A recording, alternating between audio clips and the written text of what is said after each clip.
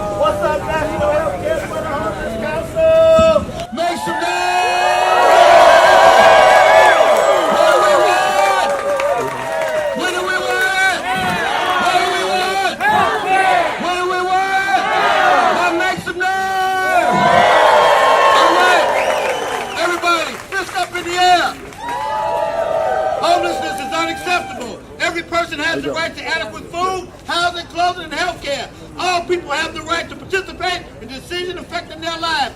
Contemporary homelessness is the product of consensus, social, and economic policy delusions that have retreated from a commitment to ensuring basic life. Now scream! All right, so our message today that health care cannot go back. We must go forward. We have seen positive gains from Medicaid expansion, but we know that it's not enough. We need to move forward a universal, single-payer health care and real solutions to finally achieve health care and housing and human rights for all. This is the United States of America.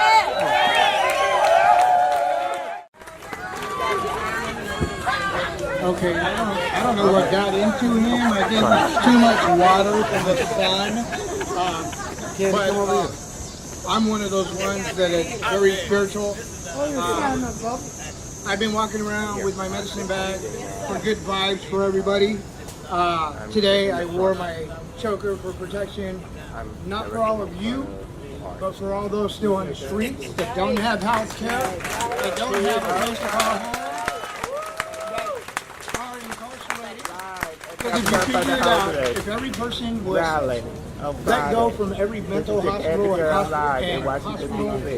and any jail, they would be back on the streets, and our point-in-time counts would triple, quadruple numbers.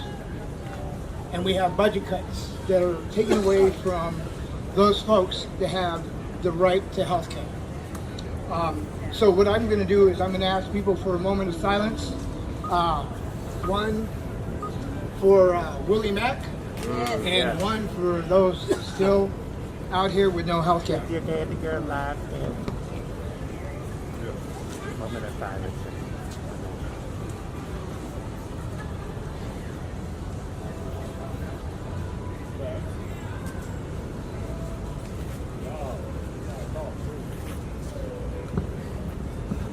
Thank you very much for that. So we're going to get on with our program here today. I'm Facebooking live right now, and if you just noticed, I put my phone in my pocket. Don't worry, we got you. I'm still live right now. So we're looking at healthcare, and Medicare has been under attack. We can lose the gains we have seen, but we must continue to push for real solutions of housing and healthcare as human rights. Speak up. All right. We also wanted to incorporate some of the summer solstice that was happening and all the work that everybody's been doing. Our healthcare centers are great at ending homelessness when they have the resources. With those resources and political will to enact supported policies, we can end homelessness and ensure quality health care for everyone. Yes, we can. Everyone.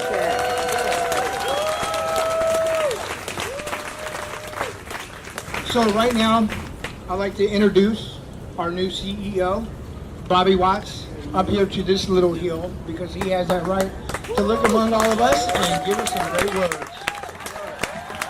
Thank you. I wish you could see what I can see from up here looking at all of you, because this is what democracy looks like. People from all over the country, from every race, from every economic background, different educational levels, all saying the same thing, that we have to care for one another. That this is a matter of morality, it's not a matter of party, it's not a matter of politics. This is a matter of human decency in a country as rich as ours. This is a matter of human rights.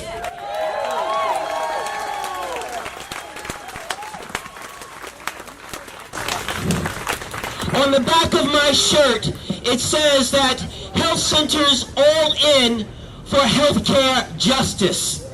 And when we speak about justice, we speak about fairness.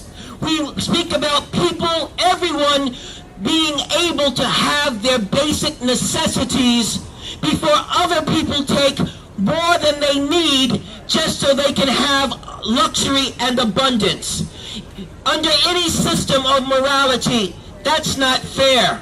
That's not right. That's not just. We want to make sure that people who have had access to health care for the first time because of decisions made by their states don't lose it.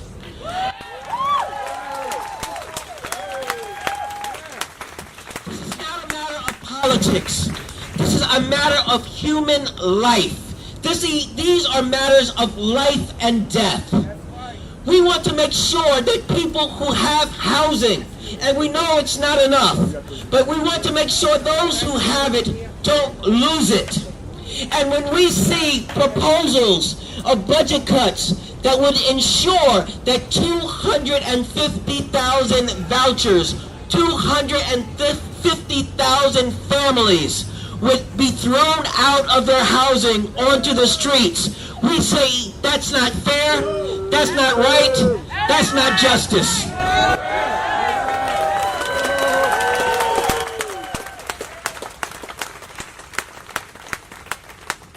The founding documents of this country say that government exists to be at the consent of the governed. It exists to serve our needs, to ensure that human rights are advanced, that people have the right to life, liberty, and the pursuit of happiness. If we are taking away health care, if we are not providing health care when we have it in our means, if we are not providing housing when we have it in our means, then I don't consent to that. Do you? No! Power concedes nothing without a struggle. Right now, those in power are saying that they want to keep more for themselves. Our Constitution begins, we the people. It doesn't say we the corporations. It doesn't say we the wealthy. It says we the people. It talks about all the people. All the people are our brothers and our sisters. And they need healthcare, they need housing, and they need it now. And they will not happen. Our senators will not do this on their own free will. They are hearing from other voices. They will respond to the voices that are the loudest, to the voices that are the most.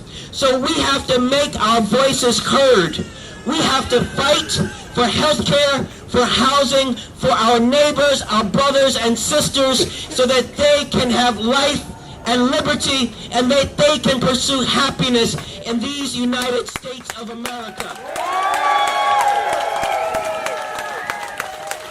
We have to let them know that we want housing, and when do we want it? Now! We have to let them know that we want health care, and when do we want it? Now! Thank you. Make that voice heard. Take that message to Washington, to our Congress. Enlist your friends, enlist your family, encourage them to lift their voices up. This is a matter of life and death. We are in a struggle for the values of our nation. We are in a struggle for the morality of our nation's soul. We cannot leave our neighbors on the streets. We cannot leave our neighbors dying without health care. We want housing, and we want health care, and we want it now. You have the power. We, the people, have the power. Because this is what democracy looks like, and let's let them see it. Let's take it to our congressmen, let's take it to our senators, let's take it to our town halls, and get them to speak up that we want health care and housing as a human right expressed in these United States of America for everyone.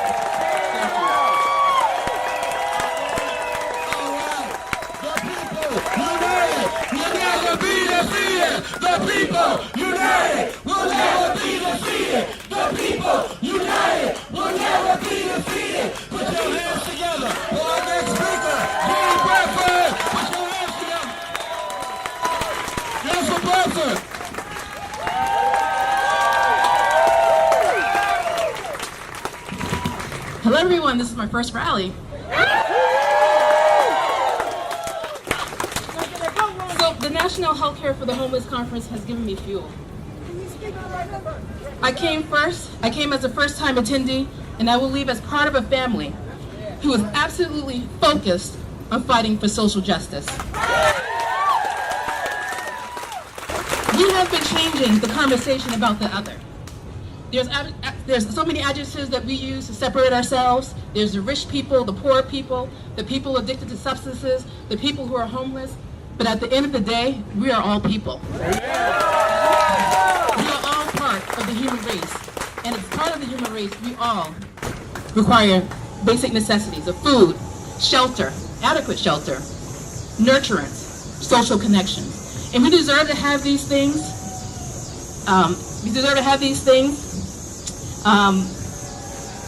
Sorry about this.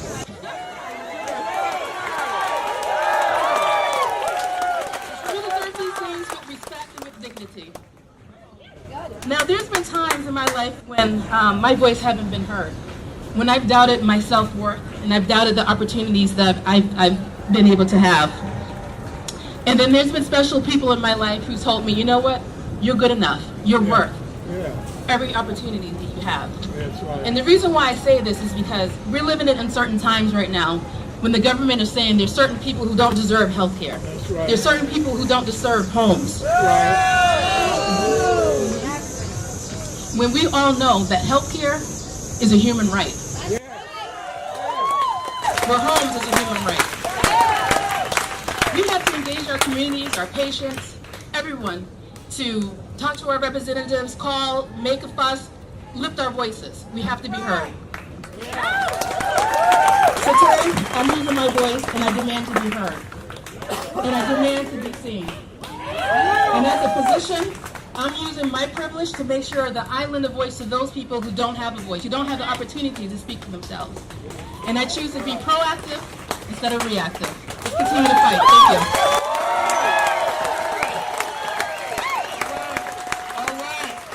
Ain't no power like the power of the people, cause the power of the people don't stop. Say what? Ain't no power like the power of the people, cause the power of the people don't stop. Say what? Ain't no All right, make some noise!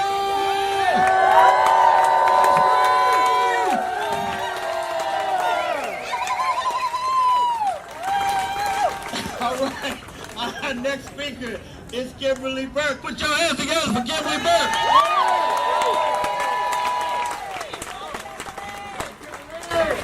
Hi everybody, I'm Kimberly Burks. I'm from California. I know there's a lot of Californians here, so welcome everybody. This is my first year here. I'm a peer advocate, street warrior, and liaison for the community of the homeless in Hayward. Over a span of 148 months, I was homeless 80 of those months, couch surfing, and I'm living under the bridge. I was 34 months in transitional housing, 17 of those months as a client, 17 of those months as a manager, and over 36 months housed with the lease. So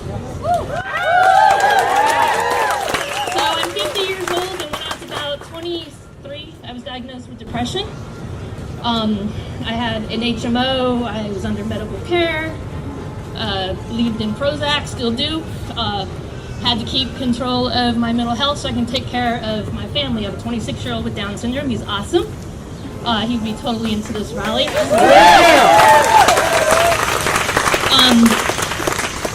Circumstances and everything led to losing my job, losing my health care, and my depression worsening, anxiety representing. And so I come from California, which is an extended expandable state for Medicaid. So without that, with my ins and outs of my healthcare, mental and physical, I don't know where I'd be today.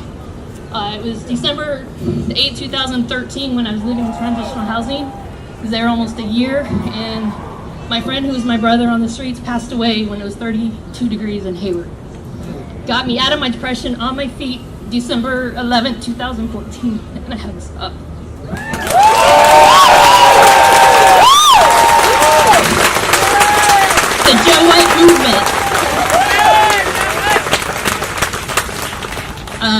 became an advocate for the city of Hayward in 2014. Volunteered at a nonprofit which started the first winter warming center in Hayward because of Joe's life being lost. We have two of our greatest advocates there that said, this has got to change, F this, they're doing something about it. So on personal money, for 2 years, it was open with 20 beds to house men and women over 18, and I volunteered those first 2 years. The last 2 years, I became the coordinator, and we raised it to 25 beds. So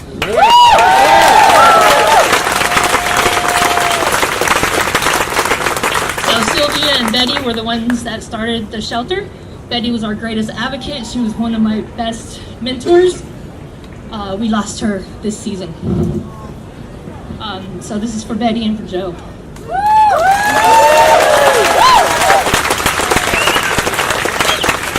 Nothing stopped Betty from going to city council saying something's got to be done. And with her advocacy and her voice, last year we got county and city money to fund the shelter, and this year we got a second shelter open for 15 men. So Hayward hosts 40 beds, men and women. So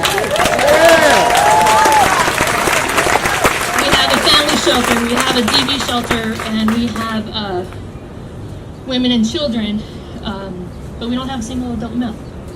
So we're doing the best we can. My goal, Betty's goal is to eventually be a winter shelter. It takes a lot more money to be open every night for those 5 months. And my goal is to be a 24-hour drop-in center by day, shelter by night. Yeah. With my shelter clients and with Hayward having its first of its kind, exclusive to Hayward, original to California, a firehouse clinic ran by Tiburcio Vasquez. I was there for the groundbreaking in, I believe, 2000, I had the date somewhere, 13 or 14. And the first month it was open, I took some of my clients to that shelter the first month. This gentleman was a dishonorably disabled senior veteran, and he had a wound that was almost to the bone. By the time we got him there, it was good timing. Had we waited another week or two, he might have lost his foot. So I help lead anyone that I can, my victims and my targets, as I do street outreach, are our veterans, our seniors, and our people with disabilities. And I currently now work in an independent living center for people that are seniors and with disabilities. And I'm there part-time. We're getting some more, waiting for some more funding so I can go full-time, but I do mobility travel training, and now I'm starting to do housing and navigation. And I've led people to SLEs, reunified with family, or permanent housing. So one life at a time. Thank you. We need the expansion of states. We need the Medicaid. We need to save lives. Thank you, my brothers and sisters. I would like to say, whose streets? Our streets! Whose streets? Our streets! Whose streets? Our streets! Actually, it's the human streets for healthcare. Okay, so I have someone coming up from Marion Kitchen. He is our next speaker. Walden Adams, please.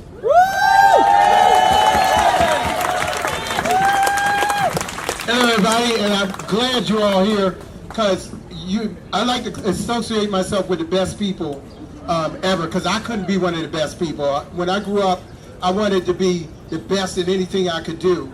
I thought I was smart, I was trying to be healthy, I wanted to be like my dad. He had a wife and kids and did everything, but I ended up with asthma and mental health issues.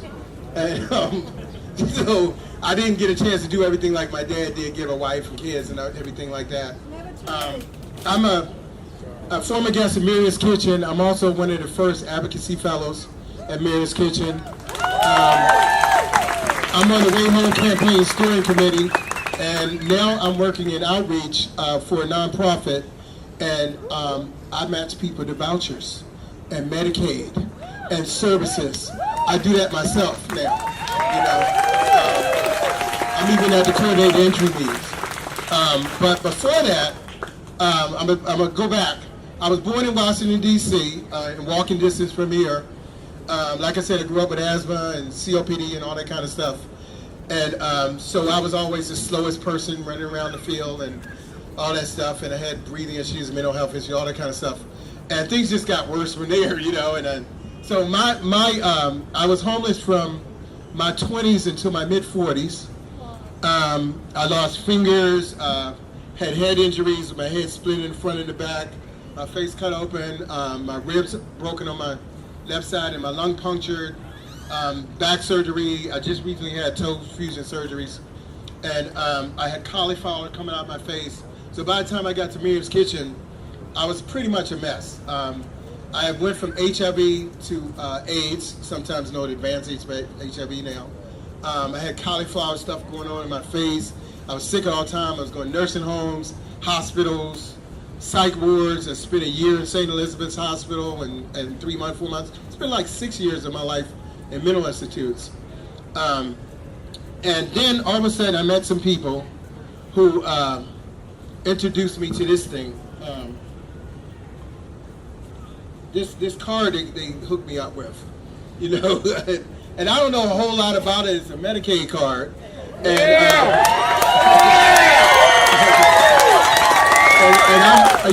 I have trouble remembering to put my shoes on, so I don't know a lot of issues and what I have and all that. I know it's Medicaid. And I started going to this clinic. They introduced me to permit supportive housing.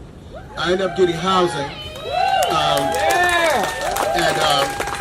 Within my first year of housing, I started seeing the doctor, because now I can see a doctor now on a regular basis. At first I was just going to emergency rooms, and my bills were probably $30,000, $100,000, something like that.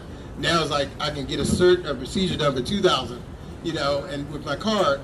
And anyway, what ended up happening, I got housing. Within my first year and a half I got housing, I became undetectable, you know.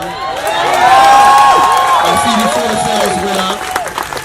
I ran the Marine Corps Marathon in a year and a half once I got around. I went from not being able to breathe to running marathons. Fast forward, last year I ran my 18th marathon. I ran 2 ultra marathons, and now my health is just marvelous. I've been sober for 9 years because I was a hopeless drug addict.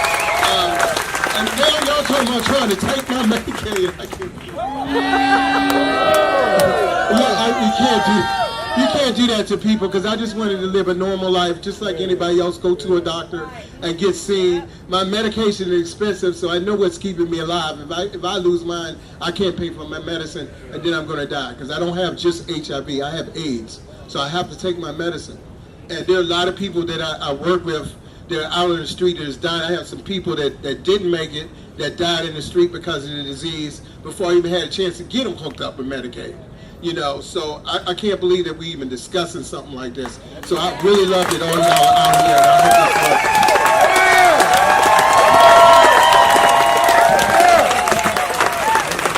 So our next presenter is going to talk a little bit about Medicaid non-expansion, none other than Brooks and McKinney.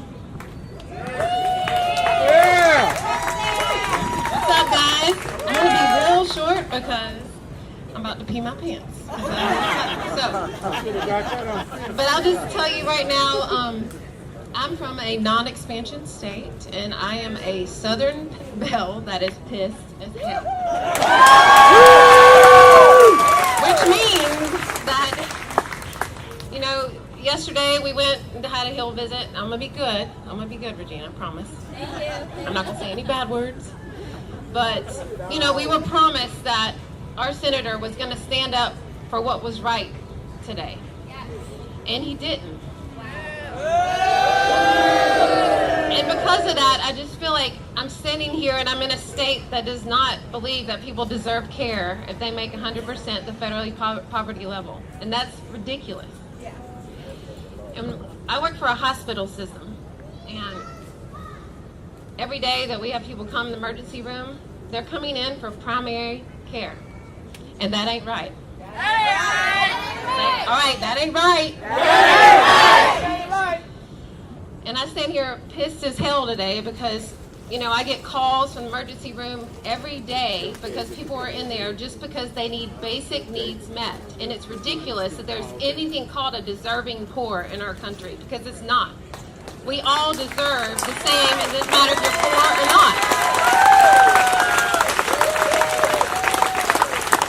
And I know I was very blessed growing up and all that, but at the same time, like, I'm almost just ashamed to be from North Carolina because we are allowing people to die on the streets every day. And it's because they can't get housing and they can't get health care, and it's ridiculous. So what I'm saying here today, if you are from a not expansion state, you got to stand up and say it's not right. And you got to stand up and say that this is your family, this is your friends, this is your mom, dad, grandmother. We all are equal. Right. And if you don't stand up and say anything, then you are the one that's causing it as well, because you're not standing up for your fellow neighbor. Right. So all I got to say today is that we have to join together. Every agency, every collaboration you can think of, we have to do it together. It can't be siloed anymore. No. The silos just make it worse. You have to join together. Faith-based, not faith-based. Clinical, not clinical. Like, I'm sort of tired of all the labels, because there's no way we'll ever end it if we keep having those silos. So when you leave here today, just know that we are here, the Healthcare for the Homeless Council. Look us up, NHCHC.org. And we will help you in joining the fight, but we have to do it together. And I love you guys, and just know that every day when I get up, it's because I know that we all are in this together, but we all deserve the right to have health care and housing. Love you guys. All right. What do we want? Healthcare. What do we want? Now. What do we want? Healthcare. What do we want? Now. What do we want? Healthcare. What do we want? Now. And if we don't get it, we're gonna shut it down. All right.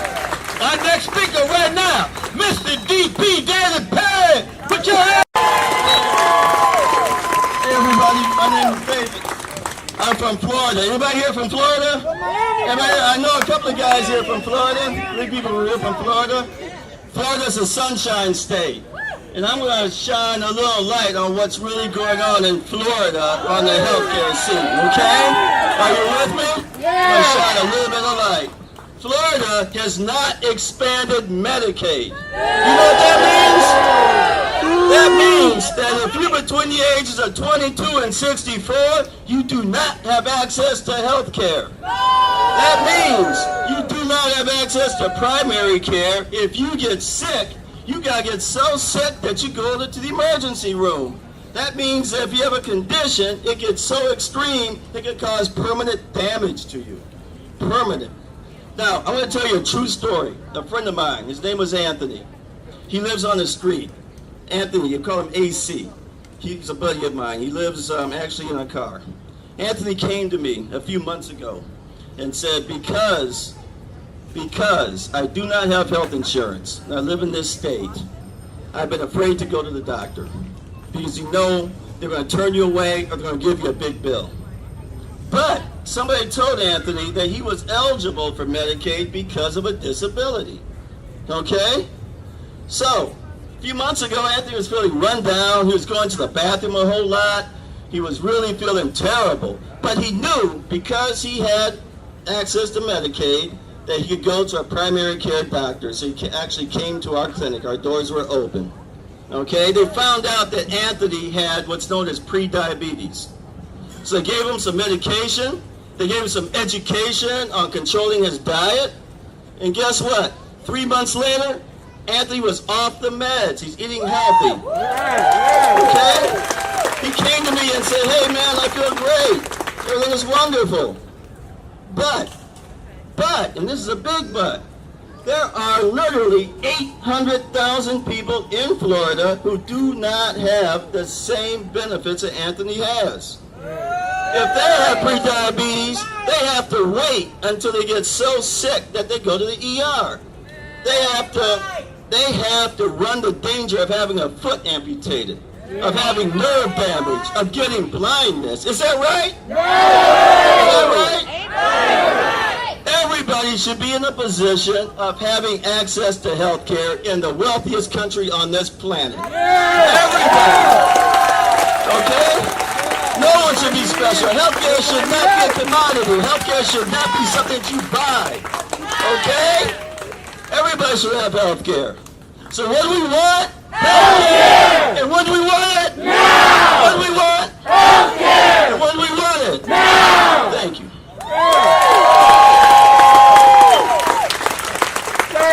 All right, make some mad noise.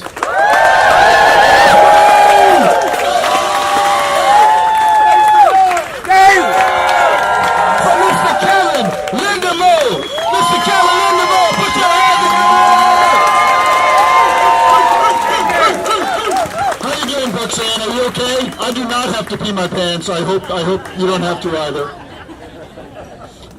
Say this with me. We are not invisible.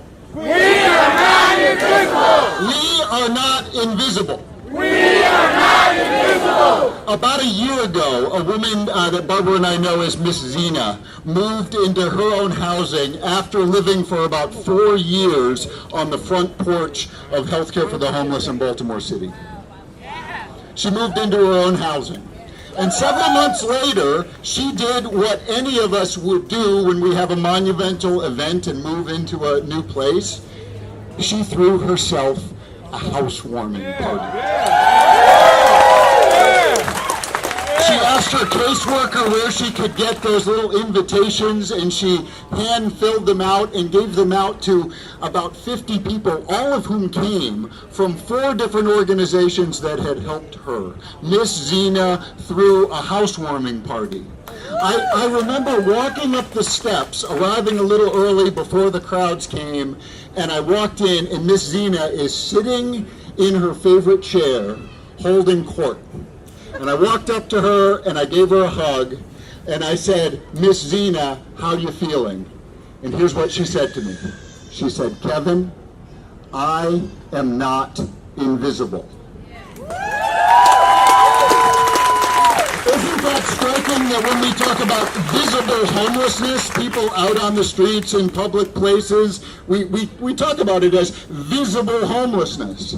But when she was out there for 4 years, she and so many like her felt invisible. She moved into her own place. Kevin, I feel visible again. I am not invisible. We are not invisible. We are not invisible. It is very fitting that we are having this gathering today in Lafayette Square.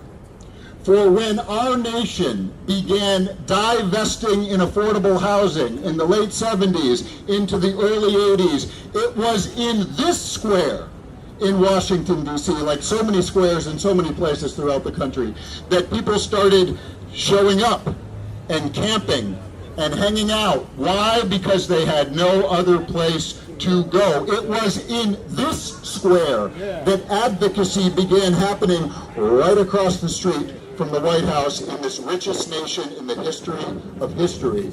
And people turned to the White House and said collectively, we are not invisible. Do that with me. We are not invisible. And it was that action and advocacy here and all over the country that began to create change.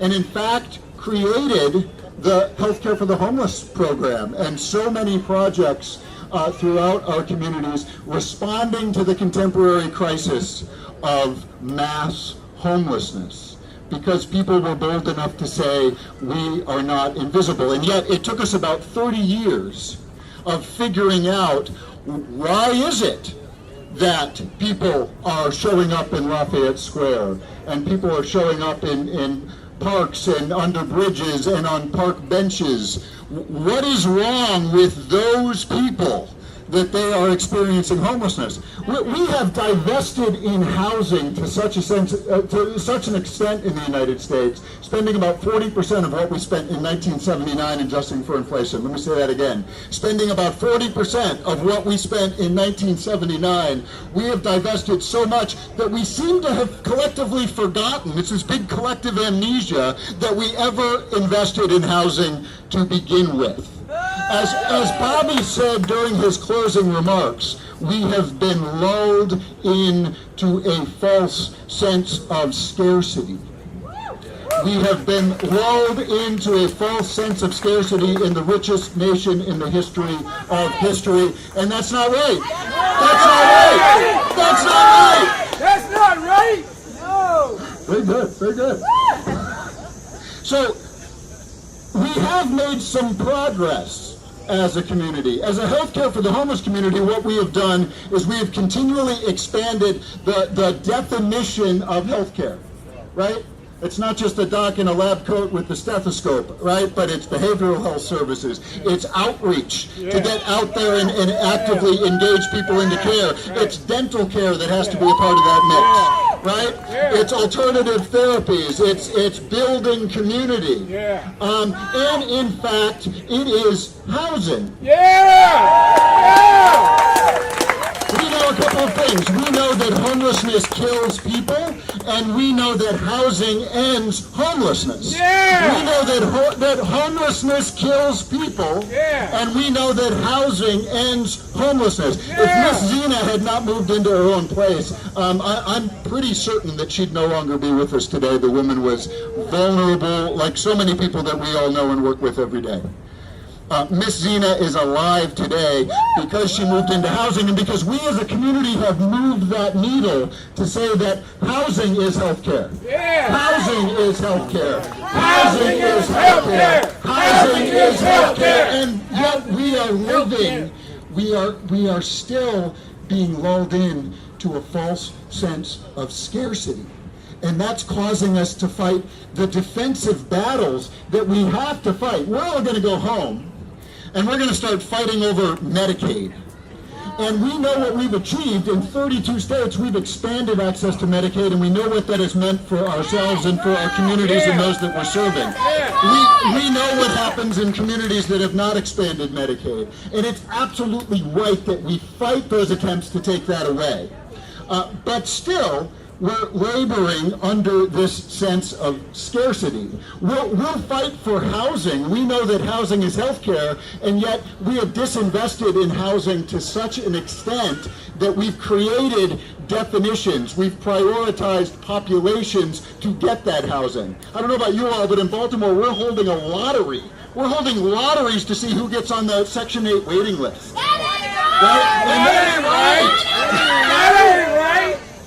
We're holding lotteries. Let that sink in. We're holding lotteries to see who gets on the Section 8 waiting list.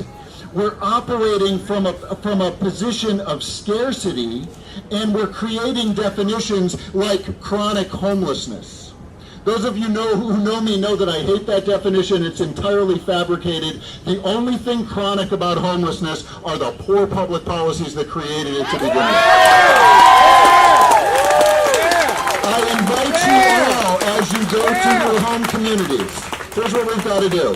We're going to go to our home communities. We've got to fight the defensive battles. Yes, I understand that. We absolutely must. We've got to get people into housing. We've got to protect Medicaid. We've got to expand it. But I want you to give each other, when you go home, the invitation to shift from a frame of scarcity to a frame of strength and wealth in the richest nation in the history of history. How do we get ourselves, each other, and our organizations to make that mental shift from a position of scarcity to one of wealth, knowing that we can and we must by making housing and healthcare human rights? By making housing and healthcare human rights, enact the public policies necessary not to manage homelessness, but to end it. Turn to the White House over here and repeat with me, we are not invisible. We are not invisible. Thank you. Once again, is a human right. I am not invisible. You are not invisible. Our neighbors are not invisible. Thank you very much. The next person we got coming up, his name is Paul Tunison. He's going to talk a little bit about housing and healthcare in his life. Paul?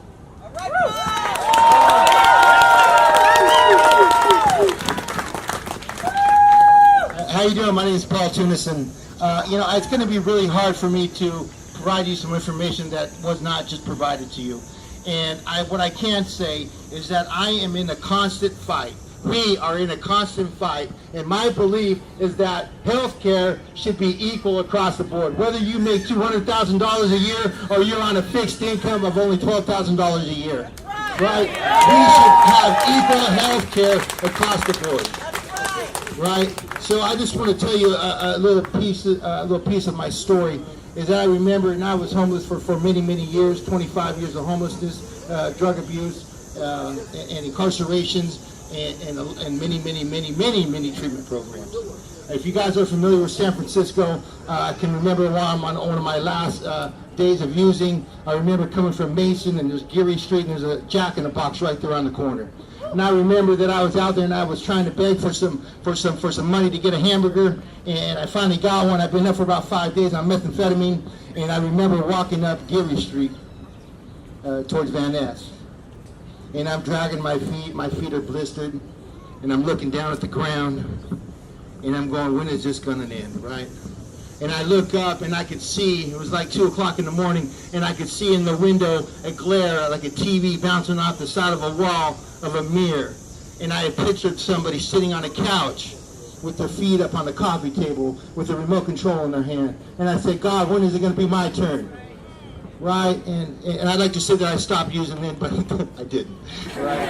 I'd like to say that I stopped using all the times I was incarcerated, because every time I was incarcerated, I got these really, really good intentions that I was going to be a good son to my mother. I was going to go out and get my driver's license. I was going to become employed. And as soon as I hit the gate, something changed. Yeah. I went straight to the drug dealer's house and restarted the whole journey again. Right. I can tell you in 2010, I was a drug court client out of San Francisco. Once again, they wanted to give me 15 years. And I said, Your Honor, I'll take 7 with half. He goes, no. In the state of California, there's a law called the Habitual Criminal Act, which is a mandatory 15 years. He goes, well, you know what? All your stuff is just all petty. It's all petty, but there's just so much of it. We're just done with you. And so through that argument, for about a year and a half, I was granted another treatment program. So I went to my last treatment program in San Mateo County, and if I get emotional, I want to apologize. Is that through this process, I didn't want to stop doing whatever I was doing. Right, I was at the age of 40 years old, and I gave up on myself. I go, this is the way it's going to be. And I gave up on myself. And through the course of that treatment program, part of the requirements of moving forward and going into the transitional program, the transitional housing program, you had to get a job. I was so delusional at the time, I thought I needed to be a CEO for some Fortune 500 company. Right? Don't they know who I think I am? Yeah. But the reality was I got a job at McDonald's. Right? And I can tell you that through the course of being employed with McDonald's at the age of 40, I got me my first check. That check was $187. I was so proud of that check because I didn't have to steal nothing, and I didn't have to buy no drugs, and I didn't have to do anything.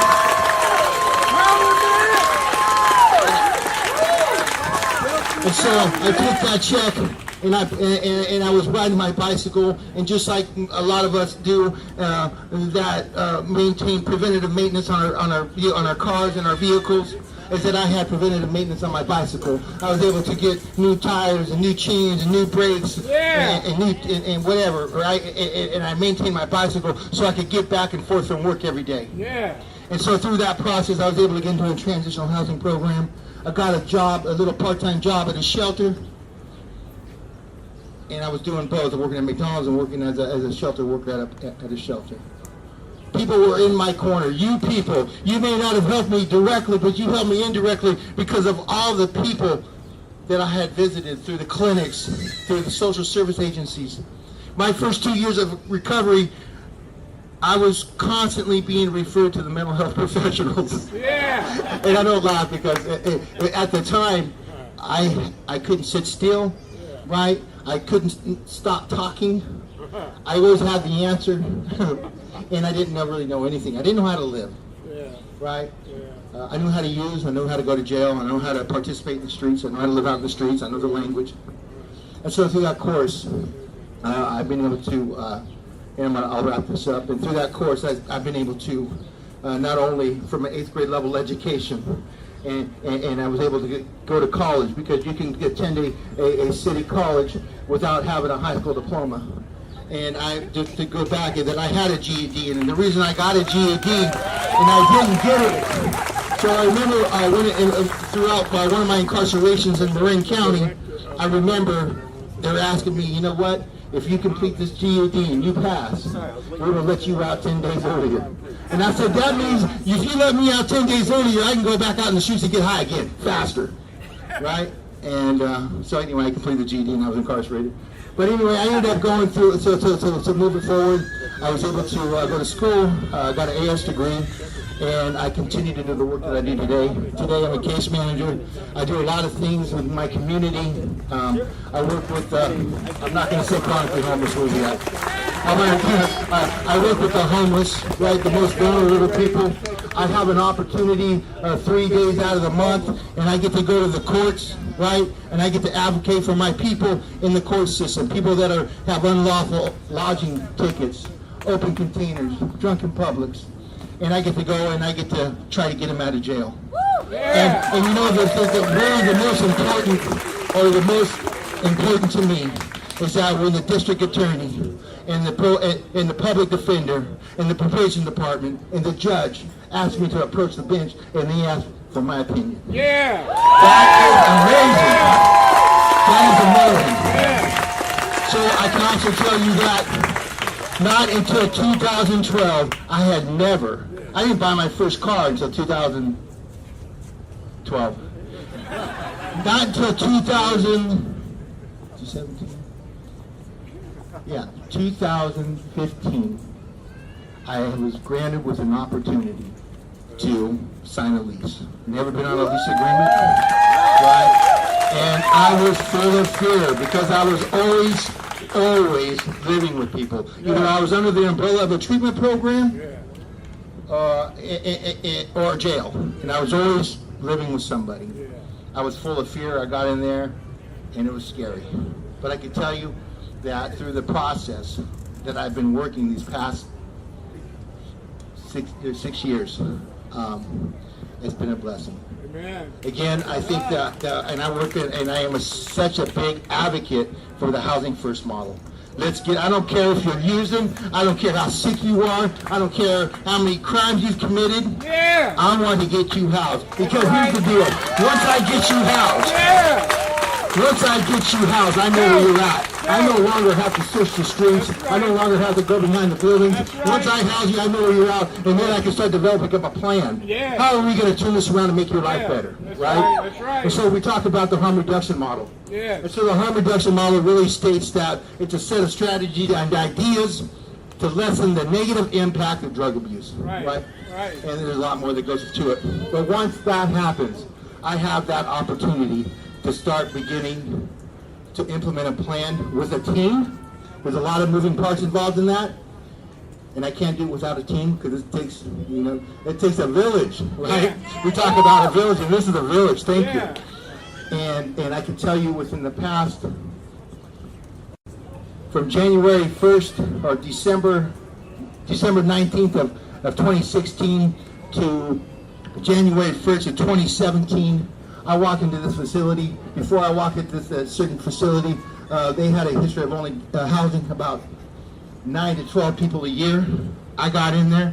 I seen a small window of opportunity. I jumped on it, and I persisted, and I make a lot of phone calls. I'm sick, too. So I'll send an email. As soon as I send an email, 3 minutes later, I'll make the phone call. All right, you get the email?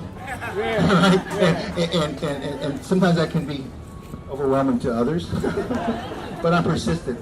So I can tell you from those days that I just mentioned that I was able to house 49 people. Yeah! In other words, I housed them because, again, I assisted. I want to say that I assisted in housing those people. From January 1st to present date, I'm at to about, I think I just got an email that we got another piece, we're at about 33 people. And, you know, and that may not seem like a lot, but I can tell you, from January 1st till now, I know that there's 33 people tonight not sleeping on the streets. Yeah! Right? I can also say that I was diagnosed in 2010 with hepatitis C. Right, through the course of my drug addiction, I don't know what time I picked it up, but I picked it up. And I was diagnosed. And through my recovery process, at one point I was eligible to enroll in the Medi-Cal. And that Medi-Cal allowed me to take the new medication. It was like $1,000 a pill. Yeah. Right? And I can tell you today that that is no longer detected in my body. Yeah. I no longer have the hepatitis C virus in my body. Again, I want to thank you so much. Again, as I mentioned before, some of you may not have directly had an input in my process, but indirectly, because of the work that you do. And again, thank you so much for allowing me to share my story. Thank you very much, everybody. Next time you might have him go first. There are a few of us, we do get long-winded. We do like telling our stories and all our successes and all our failures. But that's what's here at NHCHC. It's a family that has had everybody come together, share their story in the most meaningful way, and nobody judges us. So, we got our final speaker tonight. Well, actually, it's 4 o'clock in Portland, Oregon for me, so I'm halfway through the day. Our last speaker for tonight is going to be Barbara Patello. DePietro. See, yeah, my bad. There we go.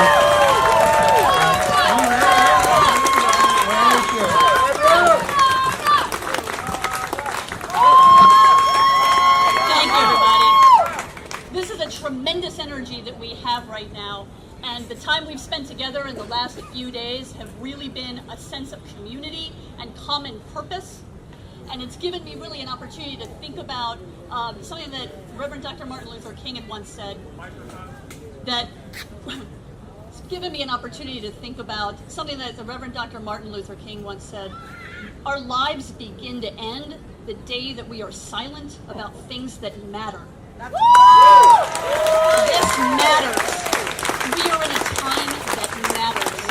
Housing and healthcare matter for all of us. And when we talk about the advocacy and we talk about what we're going to do to protect the healthcare and the housing rights of people who are threatened in this country by the actions of this house and the other house and lots of our decision makers, this isn't just about the people who are losing their care and losing their vouchers. This is about what we want our community to be about. This is about all of us. And when we are silent about that, it is assenting to those decisions. And so this is what we're going to do. We are going to go home and we are going to not only talk to our friends and our family, we are going to write and call up our governors, and we are going to write and call our congressmen and our senators, and we are going to show up, we are going to turn up, we are going to be loud, and we are going to be proud, and we are going to say, housing and healthcare are human rights. Housing and healthcare are human rights. And we are going to be proud in the values that we stand for, because damn it, we're healthcare for the homeless. We say matters. And that's what we do. We have a community here where all our voices matter. We are not silent. And when we hear or we are present for things that are offensive or wrong, we are not silent, because we all begin to die when we are silent. And so challenge yourselves and challenge the people around you to speak up and be loud, because this matters. And not only are people dying in the streets across this country because they lack the housing and healthcare they need, but this is about the spirit of this nation. And so that's what matters. We all matter. Housing and healthcare are human rights. Hallelujah. Housing and healthcare are human rights. Housing and healthcare are human rights. Thank you all for being here. This is a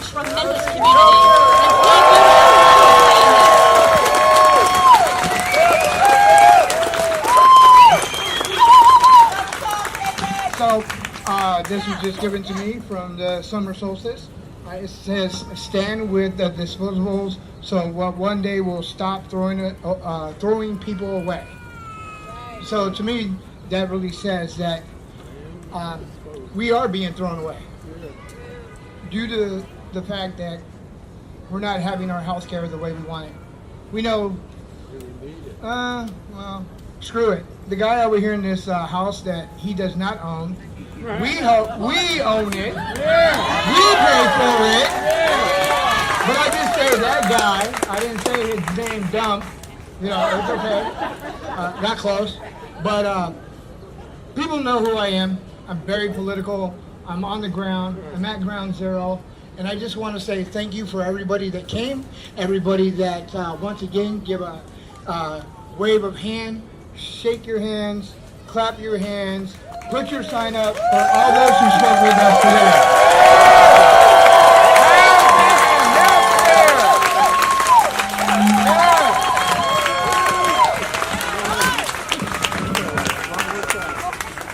Ma'oto Icha Okokoi Sinoma Chi. Have a blessed night and see you back at the hotel.